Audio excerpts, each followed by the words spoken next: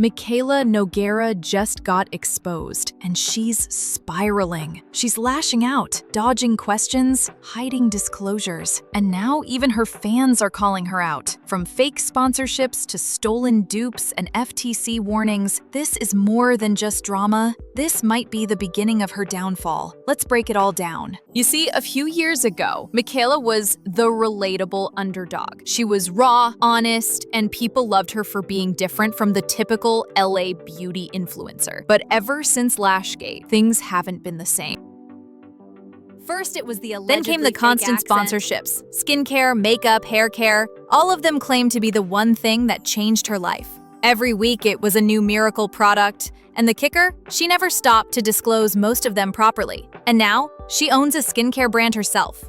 POV Beauty. You'd think that would be the turning point, right? A chance to be transparent, focus on her own products, and stop selling something new every other day. But instead, she's doubling down. Still doing skincare ads, still not disclosing them, and now confusing fans by pretending her own line isn't even skincare.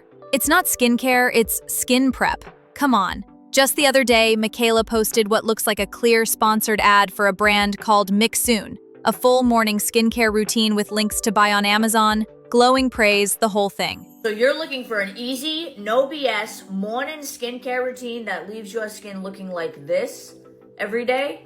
Yeah, you're gonna use Mix-Soon. But guess what's not in that post? No verbal disclosure, no proper tag. Just a bunch of hashtags stuffed at the bottom. Hashtag Mix-Soon, hashtag Amazon, hashtag Mix-Soon partner, conveniently buried between hashtag morning routine and hashtag glass skin. That's not transparency. That's hiding a sponsorship in plain sight, and it's an FTC violation. Mikayla knows this. We all know this. And honestly, it's insulting to the audience's intelligence. And this isn't a one-off slip. She's done this with Mix-Soon twice now. In both posts, fans flooded the comments confused, asking, "Wait, I thought you used your own skincare line." Her response, different purposes. Come on, really? It's not just shady, it's strategic. Calling her line Skin Prep gives her just enough wiggle room to keep taking these paid skincare promos while acting like it's totally separate. But let's be honest, Skin Prep is just skincare with a new name. And if you thought that was bad, Mikayla wasn't done. She took another skincare sponsorship, this time from Belief, a major brand sold at Sephora, promoting their under-eye gel pen. You see my under eyes right now? It looks like I literally just got the best sleep of my life. Like 12 hours, REM.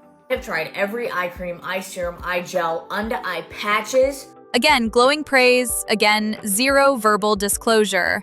Just another hashtag partner tag casually dropped in the middle of a hashtag salad. And here's the craziest part, Belief knows. Big brands like this always review influencer content before it goes live. They approved that video. They saw the buried disclosure, and they still went ahead and posted it, even commenting back to fans in her replies like everything was normal. It's not just Mikayla being shady anymore, it's brands enabling it. And meanwhile, her fans are left totally confused, trying to figure out where these products even fit in her routine.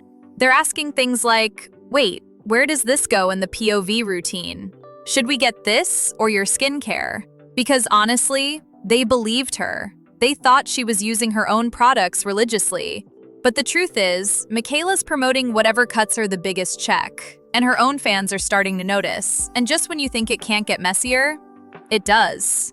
Let's talk about the dupe drama. Mikayla recently promoted a Marc Anthony blowout spray, calling it a dupe for a high-end product. You know the one, Color Wow Dream Coat, except she never actually named the product. She danced around it, hinting at what it was without directly saying it. Why? Probably because she's close friends with Chris Appleton, the face of Color Wow, and he literally did her wedding hair for free. She didn't want to look shady calling out his product as overpriced, so she tiptoed around it, and on top of that, she was accused of stealing the dupe idea from a smaller creator named Nina Poole, who went viral weeks earlier for posting the exact same comparison. Comment after comment called her out. Did you learn that from Nina Poole? You know she was first. Tag her. Mikayla's response? A dismissive, love Nina, but no LOL. No credit, no mention, just vibes and a paycheck. Now, here's where things get really uncomfortable. Mikayla went on a panel for the business of fashion, sitting alongside other brand founders talking about her journey as a creator turned entrepreneur. Sounds like a big moment, right? Until the host dropped a bomb right in front of her. Both of you also have dealt with some controversy. I think, Mikayla, we know about Mascaragate, or most of you know about Mascaragate. And Susan, you just revealed that you were going through an FTC investigation. You can see Mikayla's face drop. No prep, no warning. Just a full-on public reminder of one of her biggest scandals. And you'd think maybe that awkward call-out would light a fire under her. Maybe she'd start taking disclosures seriously, knowing that the FTC really does go after influencers. The woman sitting next to her was literally under investigation. But nope, as we've already seen, the McSoon ad, the Belief ad, the Mark Anthony promo, nothing's changed. She's still hiding sponsorships, still skirting the rules, and somehow pretending that it's not a big deal. And then came the moment that really set people off.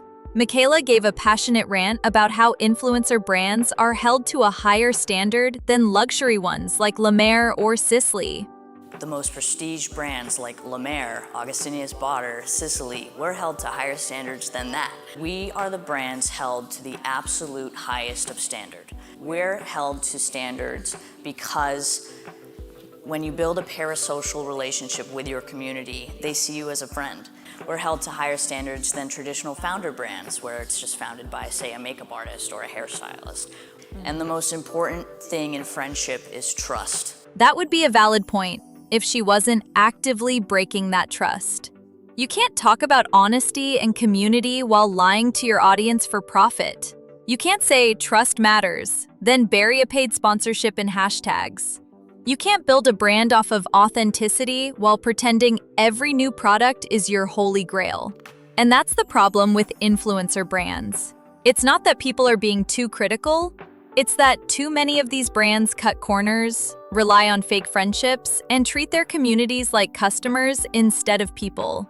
And for Mikayla, that microscope she's complaining about, she put herself under it. And just when you think Mikayla's completely out of touch, she surprises everyone. She posted a video recently, and for once, it wasn't an ad. It wasn't selling anything. It wasn't filtered beyond recognition. It was just her talking. And for a brief moment, being real. I was just watching some of my earlier videos, and the one thing I noticed about videos of me from like 2020, 2021, is I didn't really give as much of a fuck about how I looked and the beauty standards. And basically what happened is 5 years of staring at myself in a camera and 5 years of hearing constant opinions about my appearance has totally like wrecked my opinion of myself, and I find that I'm constantly trying to look perfect.